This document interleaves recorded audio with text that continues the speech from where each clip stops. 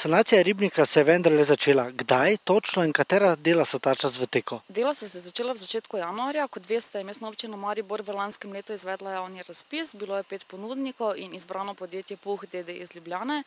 Z deli so začeli v januarju 2012 in načrtujemo, da se bodo končala do roka, ko nam naravovarstveno soglasje pač nekako poveljuje prepoved gradbenih del zaradi gnezdilne sezone ptic, se pravi do 15. februarja.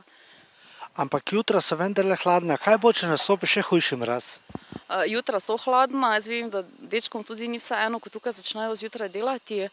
Nekako pa mislim, da nam je zima bila letos naklonjena, vsaj nam na tej sanaciji nismo imeli nekih večjih padavin oziroma jih sploh nismo imeli napram pred 2 letoma, ko smo ravno zaradi padavin potem zapadli v tiste kasnejše roke, ko so se dela morala ustaviti.